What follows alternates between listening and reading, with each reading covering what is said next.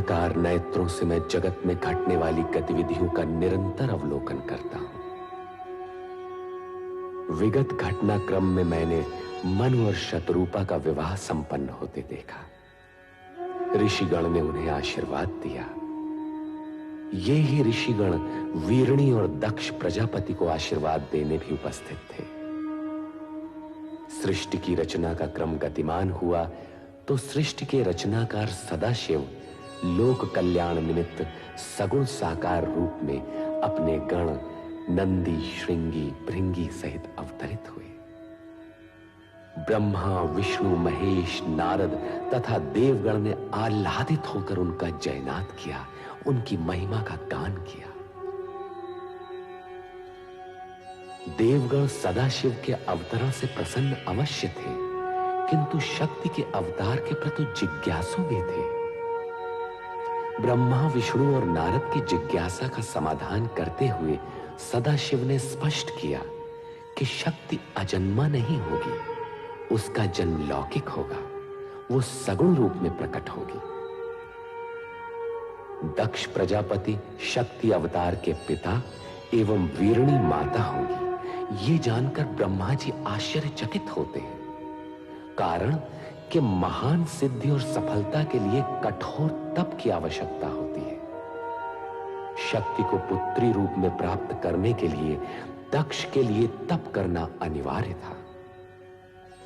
भावी रचना को आकार देने के लिए ब्रह्मा जी ने एक ओर रति और कामदेव का विवाह कर देने के लिए अपने मानस पुत्र दक्ष को प्रेरित किया, तो दूसरी ओर शक्ति को पुत्री रूप में प्राप्त करने के निमित्त उन्हें तप की ओर प्रवृत्त होने का आदेश भी किया। पिता का आदेश मानकर प्रजापति दक्ष अपनी पत्नी वीरणी सहित शक्ति की साधना में संलग्न हो गए।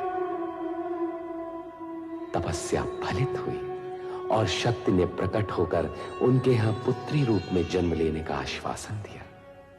साथ ही सावधान भी कर दिया कि उनके जन्म के पश्चात उन्हें शक्ति रूप में नहीं, पुत्री रूप में स्वीकार कर उसी के अनुसार आचरण करें। अपने वचन और वरदान के अनुसार शक्ति ने सती के रूप में वीरणी के गर्भ से जन्म लिया। इस तेजस्वी कन्या के जन्म से संपूर्ण राजभवन में हर्ष और प्रसन्नता का सागर उमड़ पड़ा। त्रिकालदर्शी और तीनों लोकों में निरंतर भ्रमण करने वाले नारद नारायण का नाद करते हुए शक्ति स्वरूपा कन्या के दर्शन का लाभ लेने दक्ष के भवन में आ पहुंचे। नारद ने कन्या का नामकरण किया और उसे सती नाम से पुकारा। वीरणी ने वात्सल्य भाव से गदगद होकर अपनी नवजात कन्या को देखा। महारानी जी, हमारी सती कितनी तेजस्विनी दिखती है। मन करता है इसे देखते ही रहें। इसके सुंदर मुख से आंखें हटती ही नहीं।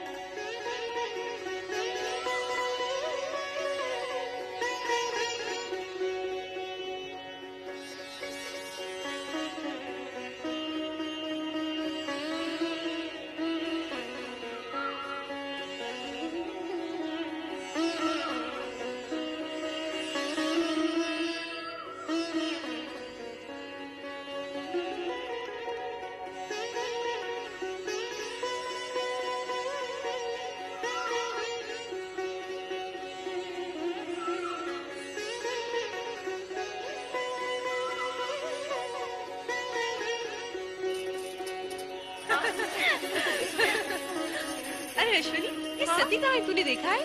नहीं तो पता नहीं कहाँ खोई रहती है आजकल। आओ देखिए कहाँ है। चलो चलो चलो।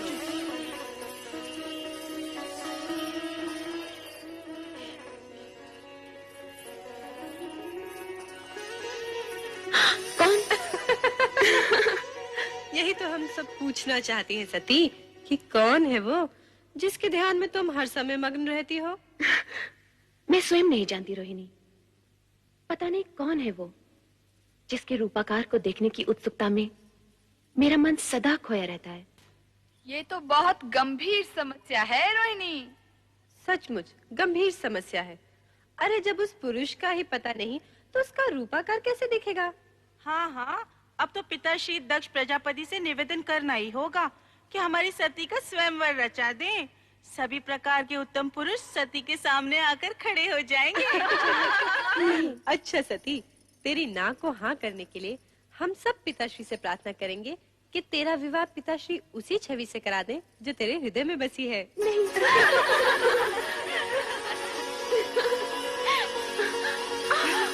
अरे सती, क्या हुआ? कहाँ भागे जा रही है? कहीं नहीं माते। अरे कहीं नहीं। सती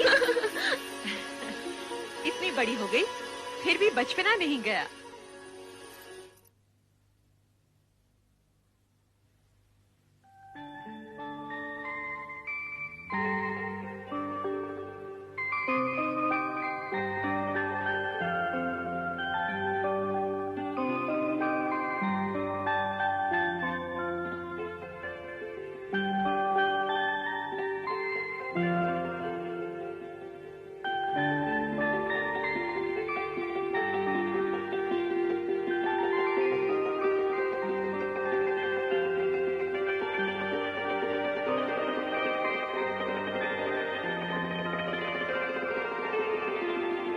शक्ति तुम? शक्ति नहीं, मैं सती हूँ प्रभु। तुम तो अपने लौकिक नाम रूप की चर्चा करने लगी। सत्य तो यह है कि तुम ही शक्ति हो, अलौकिक शक्ति, शिव शक्ति। आपकी शक्ति आपसे विलग कैसे प्रभु? शक्ति का शिव से विलग होना संभव ही नहीं। जिसे तुम विलग समझ रही हो वो हमारी व्यापकता है, सर्वव्यापकता। शिव कैलाश में और शक्ति सती रूप में पृथ्वी पर दक्ष के घर, ये कैसी व्यापकता है प्रभु? जगत में सत्य की प्रतिष्ठा के निमित्त इस व्यापकता की आवश्यकता है प्रिय। कारण कि सत्य से कल्याणकारी अर्थात शिव रूप जन्म लेता है। इसका ज्ञान मुझे है प्रभु कि सत्य ही शिव का आधार है। हाँ प्रिय, सत्य और शिव से पुनः सुंदर की उत्पत्ति होती है। कारण कि सत्य कभी अशिव अथवा असुंदर नहीं होता। प्रभु, ये ज्ञान भी मुझे है कि आपका सत्यम शिवम सुंदरम रूप ही जगत में व्याप्त है। इसका मूल आधार तो तुम ही हो देवी। मैं? यदि शक्ति न होती तो सत्य स्थिर न होता। शक्ति के कारण ही सत्य की रक्षा होती है, शिवम प्रशस्त होता है और सुंदरम व्यापक होता है। प्रभु, आपने तो सत्यम शिवम सुंदरम का संपूर्ण श्रेय शक्ति को अर्थात मुझे ही दे डाला। सत्य भी यही है। सती या शक्ति से रहित शिव शून्य है। ये भी तो सत्य है प्रभु कि शिव से रहित शक्ति का अस्तित्व भी शून्य है। दोनों एक दूसरे के पूरक हैं, दोनों में सापेक्षिक संबंध हैं। स्थिति ऐसी है तो फिर ये अपूर्णता क्यों? अपूर्णता कैसी प्रिय? आप लौकिक रूप में कैलाश पर और मैं लौकिक व मानव देह में दक्ष प्रजापति के घर। मानव देह के कारण मानवीय गुण व कामनाएं भी हमारे साथ हैं देवी। किंतु तुम्हें इस सत्य का ज्ञान तो होगा ही कि हमारा यह लौकिक व अलौकिक रूप तथा जगत की संपूर्ण रचनाएं सत्यम शिवम सुंदरम की रक्षा व निर्वाह हेतु ही हैं। प्रिय, शीघ्र ही लौकिक रूप में हमारा मिलन होगा। सत्यम शिवम सुंदरम की रक्षा हेतु? हाँ देवी, हमारे मिलन हेतु पंचाक्षरी मंत्र का जाप तुम्हारा आधार होगा। पंचाक्षरी मंत्र अर्थात ओम नमः शिवाय।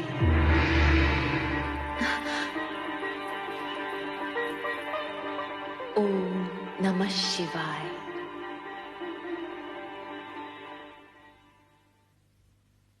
बेटी सती, सती उठो।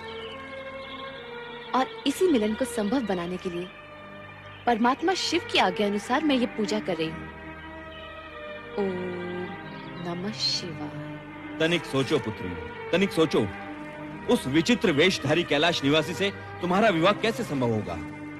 एक प्रजापालक नरेश होते हुए हम स्वयं अपनी पुत्री को एक वैरागी के हाथों कैसे सौंप सकते हैं? जो पूर्व निश्चित है उसे आप विफल कैसे कर सकते हैं? मेरा जन्म ही देवेश्वर शिव की चरणों की सेवा के लिए हुआ है पिताश्री। ये तुम्हारा भ्रम है सती। स्वप्न की बातें कभी सत्य नहीं हुआ करती। तुम जो कुछ भी कर रही हो वो तुम्हारे भ्रम का परिणाम है। छोड़ दो ये सब व्यर्थ की बातें। नहीं पिताश्री, देवेश्वर शिव के प्रति ऐसा असम्मान न दिखाइए, ये उचित नहीं होगा। उचित अनुचित के तर्क में उलझकर तुम अपनी अल्प बुद्धि का परिचय दे रही हो सती। ऐसा प्रतीत होता है कि तुम्हारा ये शिव आराधना का मोह भंग करने के लिए अब हमें ही कोई उपाय करना होगा, और ये उपाय हम शीघ्र ही करेंगे। ओम नमः शिवाय। ओम। पिता दक्ष के क्रोध और चेतावनी का सती पर कुछ भी प्रभाव नहीं हुआ और वो पुनः शिव स्मरण में निमग्न हो गई। नदी तट पर सती शिव की भक्ति में लीन थी और इंद्रलोक में देवराज इंद्र, पत्नी शची तथा अन्य देवगणों के साथ नृत्य, संगीत व मनोविनोद में निमग्न थे।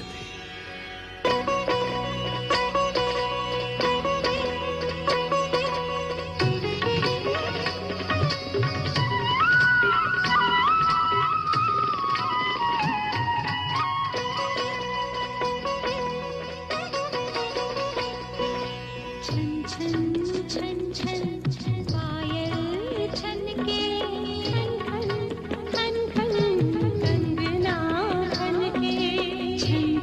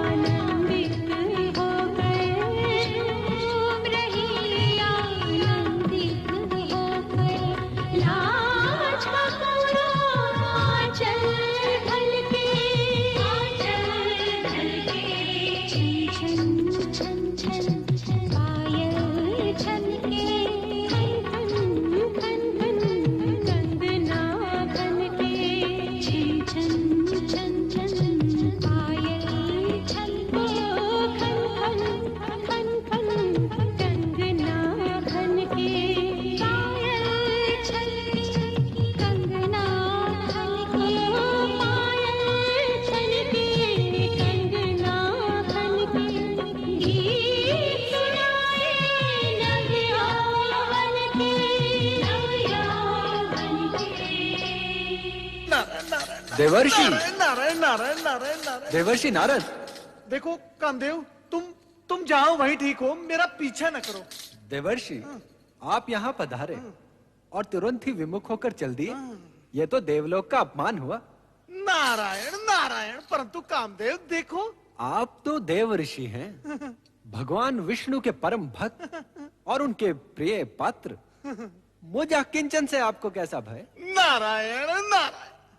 कामदेव, सुना है तुम्हारे पास जो पुष्प बाण है उनमें वो शक्ति है जिससे बड़े बड़े ऋषि मुनियों की तपस्या भंग हो जाती है और वो मोहविष्ट हो जाते हैं, उनमें कामेच्छा निर्मित हो जाती है। सुना तो मैंने भी। नारायण नारायण।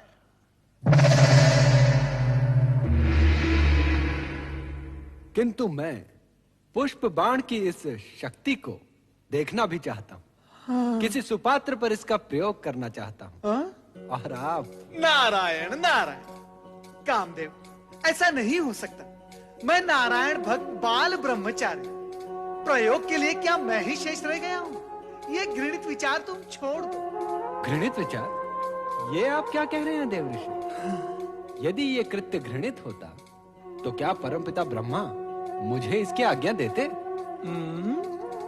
आप इतने विद्वान हैं, इतने ज्ञानी हैं, फिर भी इतनी सी बात नहीं समझते कि बिना कामेच्छा के जागृत हुए नर नारी एक दूसरे के प्रति आकर्षित कैसे होंगे? और यदि आकर्षित नहीं होंगे तो सृजन कैसे होगा देवर्षि? तुम्हारा तर्क उचित है। तो फिर पहला पुष्प बाण यहाँ स्वर्गलोक में किसी उचित पात्र पर छोड़ना। हो सकता है प्रयोग ही प्रयोग में कोई स्वर्गिक सृजन ही हो जाए। नारायण नारायण। जहां पहले से ही गीत संगीत और उन्माद की भावना व्याप्त है, वहां ये पुष्प बाण भला क्या प्रभाव डालेंगे? इनकी शक्ति का प्रमाण देखना है तो इनका प्रयोग किसी इंद्रिय जय, जीवन से विरक्त और साधु मना व्यक्ति पर किया जाए। आप तो स्वयं इसी कोटि में आते हैं ना मुनिवर। और देखो कामदेव, इससे पहले कि मैं तुम्हें श्राप दूं, मेरी दृष्टि से दूर हो जाओ। नारायण नारायण। आपने मेरी पूरी बात तो सुनी ही नहीं। मैं तो ये कह रहा था कि आप मुझे किसी ऐसे पात्र का नाम बता दीजिए जो मानव दुर्बलताओं पर विजय पाकर भगवान में लिप्त हो। देवर्षि, हर ऐसे स्थान में तो आपका आना जाना लगा ही रहता है जहां प्रभु का नाम लिया जा रहा हो। कृपा करके कुछ बताइए ना। देवी संध्या। देवी संध्या? ये कौन है देवर्षि? एक ब्रह्मचारिणी जो दिन रात ऋषि मुनियों के सत्संग में रहकर मानवीय दुर्बलताओं पर विजय प्राप्त कर चुकी है। कामदेव, मुझे पूर्ण विश्वास है कि उस पर आपके ये पुष्प बाण व्यर्थ जाएंगे। यही तो देखना है देवर्षि। और हाँ, सुपात्र की खोज में सहायता देने के लिए धन्यवाद। नारायण नारायण। ब्रह्मचारिणी संध्या। ओम आदित्याय नमः स्वाहा। ओम आदित्याय नमः स्वाहा। ओम आदित्याय नमः स्वाहा। ओम वैश्वनराय नमः स्वाहा। ओम वैश्वनराय नमः स्वाहा। ओम वैश्वनराय नमः स्वाहा। ओम आदित्याय नमः स्वाहा। ओम आदित्याय नमः स्वाहा। ओम वैश्वनराय नमः स्वाहा। ओम वैश्वनराय नमः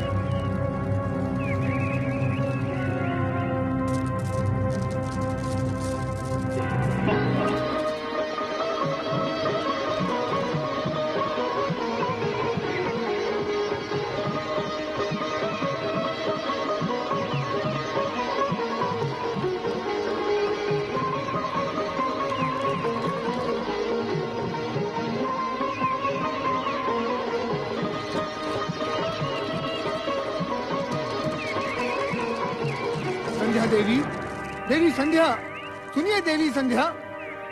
हे ब्रह्मदेव, ये क्या अनर्थ हो रहा है? ओम नमः शिवाय। कामदेव, संध्या,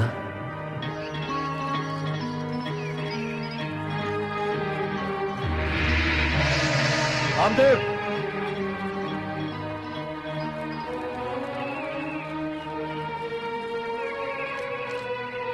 कामदेव, संध्या।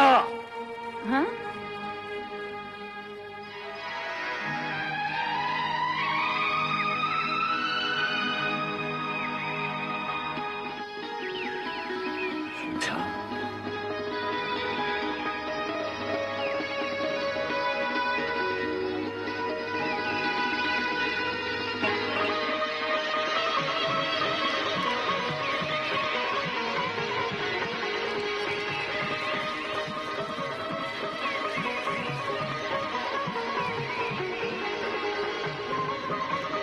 हे भगवान शिव, ये क्या अनर्थ हो रहा है?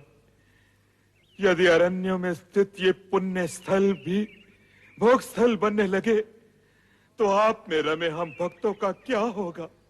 इस संसार का क्या होगा? हे प्रभु, हमारी रक्षा कीजिए। रक्षा कीजिए प्रभु, रक्षा कीजिए प्रभु, रक्षा कीजिए। हे प्रभु, रक्षा कीजिए, रक्षा कीजिए।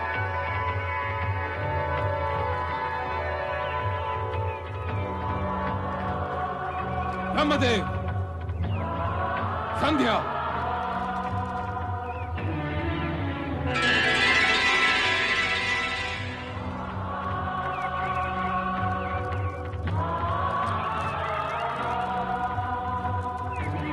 ब्रह्मदेव, सृष्टि रचना के साथ साथ धर्म, नीति, सदाचार आदि का प्रचार तथा उनके नियम पालन के लिए प्रेरणा देना भी आपका ही उत्तरदायित्व है। हमें खेद है, आपके मानस पुत्र कामदेव ने तो इस पावन वातावरण को कलुषित करने का प्रयास किया ही। आप स्वयं भी अपनी मर्यादा, अपने स्थान और अपने उत्तरदायित्व को भुलाकर इस निर्लज कृत्य में लीन हो गए।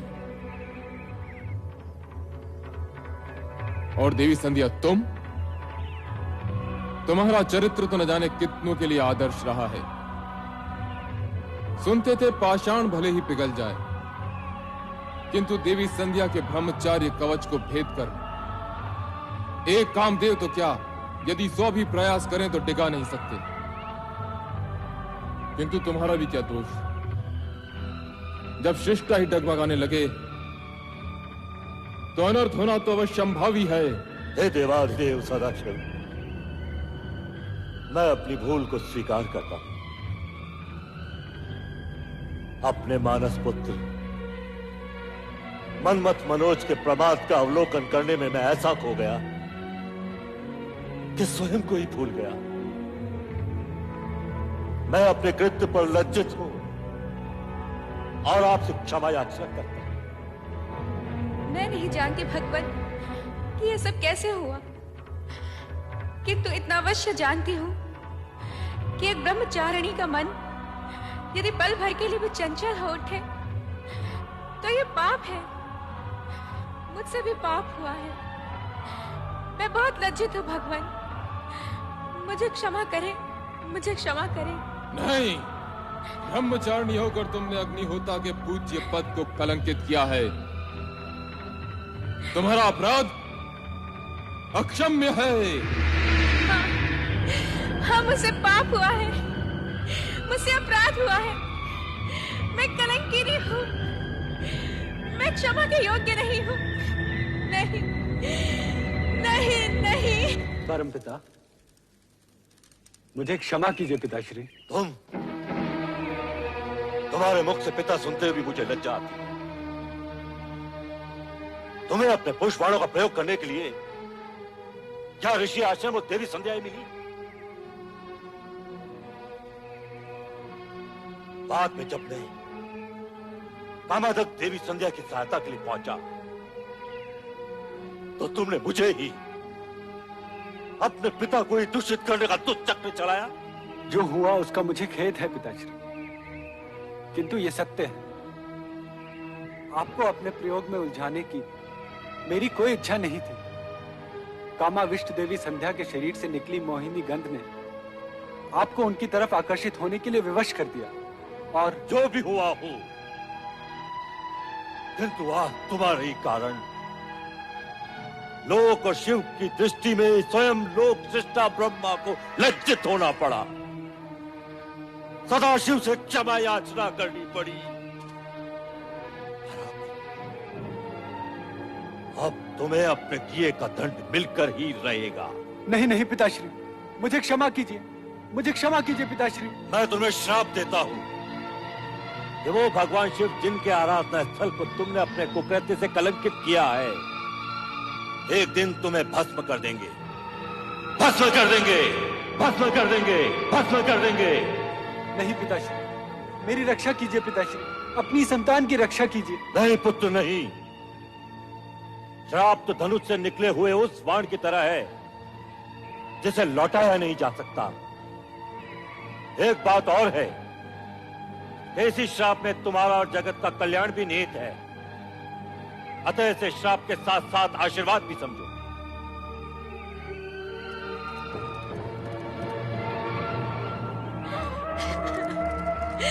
मैं पापी हूँ, मैं अपराधी हूँ, मैं पापी हूँ, मैं कलंकिनी हूँ, मैं कलंकिनी हूँ, मैं कलंकिनी हूँ, मैं कलंकिनी हूँ, मैं कलंकिनी हूँ, मैं कलंकिनी हूँ, मैं कलंकिनी हूँ, मैं कलंकिनी हूँ, मैं पापिन हूँ, मैं पापिन हूँ, मैं पापिन हूँ, मैं कलंकिनी हूँ।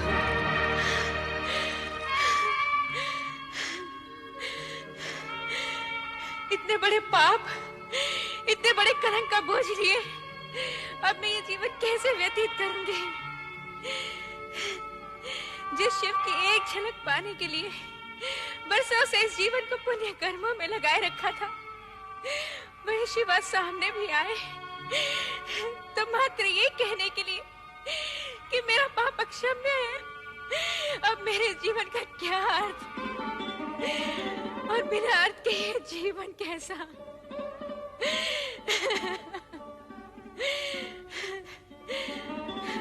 तो आज मैं इस जीवन का अंत ही किया देती हूँ। ठहरो देवी संध्या, इस तरह स्वयं को समाप्त करने का तुम्हें कोई अधिकार नहीं।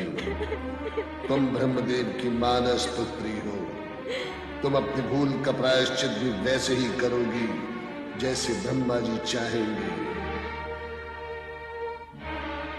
ओम नमः शिवाय, ओम नमः शिवाय, ओम नमः शिवाय, ओम नमः शिवाय, ओम नमः शिवाय, ओम नमः शिवाय।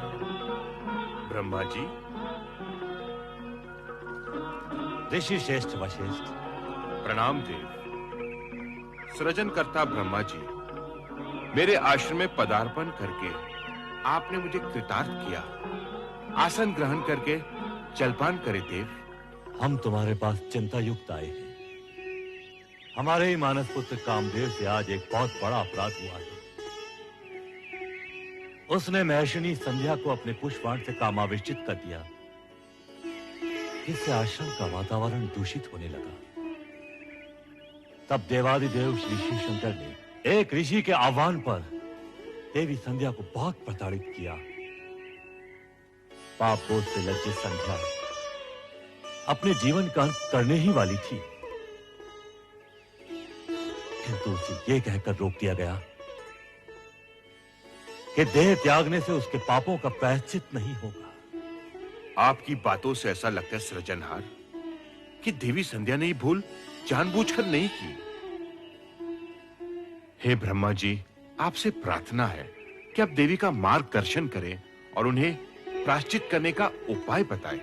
मात्र एक उपाय है, वो है देवाधिदेव श्री शिव शंकर के क्रोध को अपनी तपस्या से शांत करना।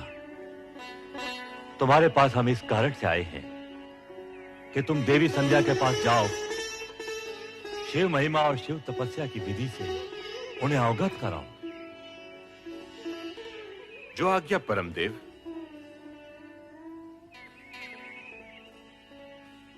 किंतु संध्या इस समय होगी कहां? संध्या अपने आश्रम के पास वाले वन में एक पर्वत पर बैठकर अश्रु बहा रही होगी।